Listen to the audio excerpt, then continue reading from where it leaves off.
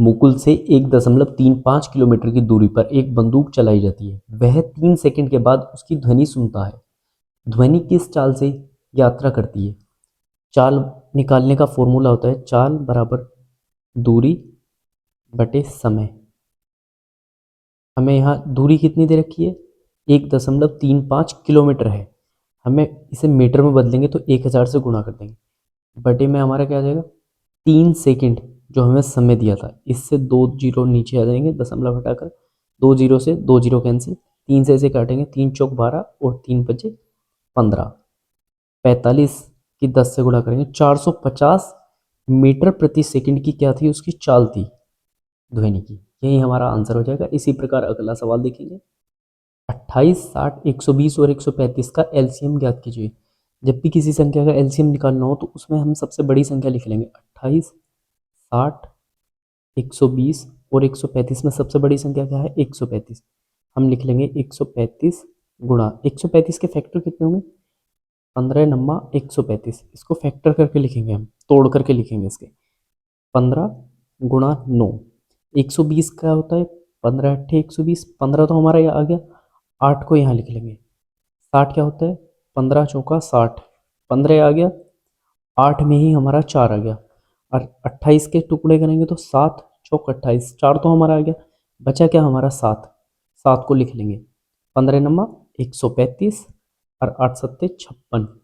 इसकी जब हम गुणा करेंगे 135 की 56 से गुणा करेंगे तो हमारा आ जाएगा 7560। यही हमारा एलसीएम हो जाएगा।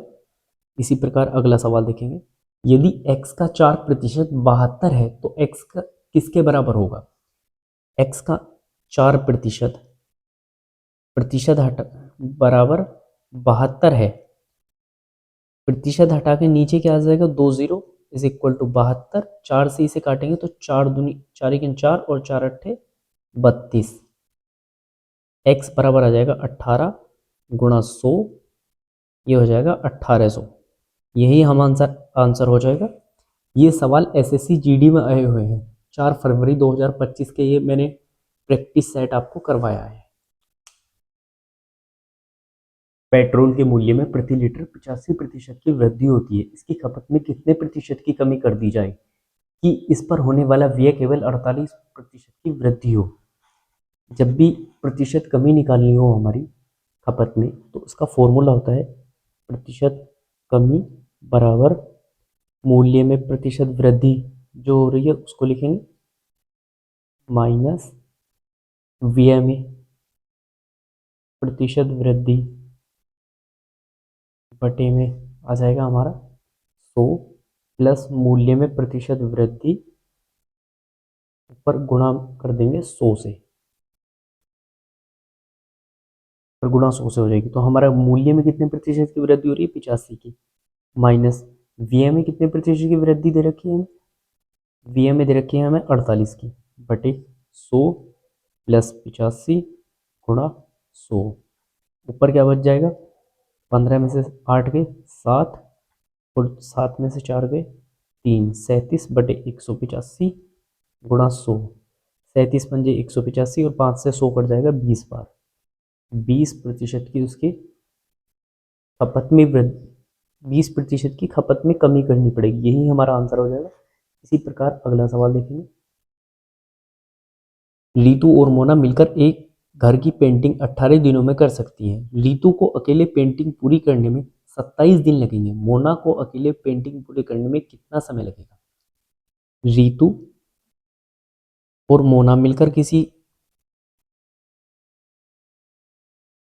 घर की पेंटिंग को कितने दिन में कर रहे थे? 18 में। और रीतू अकेली उसको कितने दिन में पूरा कर रही है? 27 दिन में। दोनों का एलसीएम ले लेंगे तो क्या आ जाएगा? 27 दूनी 54 और 18 दिया 54। दोनों की मिलकर कार्य क्षमता कितनी है? 3।